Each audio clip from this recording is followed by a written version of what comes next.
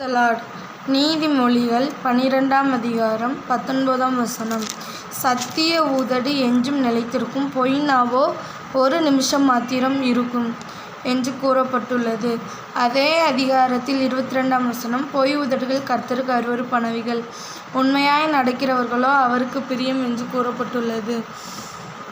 சத்திய உதடு என்றும் நிலைத்திருக்குமா, பொய் நாவு ஒரு நிமிஷம் மாத்திரம் இருக்குன்னு சொல்லியிருக்காங்க. அப்போது அந்த கற்பனைகளில் கூட ஒரு வார்த்தை உண்டு, பொய் சாட்சி சொல்லாதிருப்பாயாகன்னு ஒரு வார்த்தை உண்டு. அதே போல் ஒரு இடத்துல என்ன இருக்குன்னா, பொய் உதடுகள் பொய் பேசுகிற வாய் அடைக்கப்படும் போடப்பட்டுள்ளது.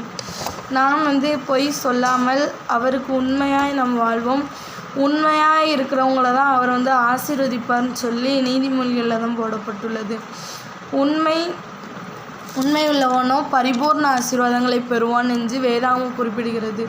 எனவே நாம் உண்மையுடனும் அவருக்கு உகந்த நம்ம வாழ்க்கையோடு நம்ம வாழ்வோம். பொய் சாட்சியோ பொய்களோ நம்ம பேசாமல் இருப்போம். பொய் நாவு ஒரு நிமிஷம் மாத்திரம்தான் அது இருக்கும், நிலச்சிருக்குன்னு சொல்லி வேதாகம் நமக்கு கற்றுத்தருகிறது. எனவே நாம் அந்த இதை நம்ம செய்யக்கூடாதுன்னு சொல்லி ஆண்டவர் கற்றுத்தருகிறார். ஆமென்.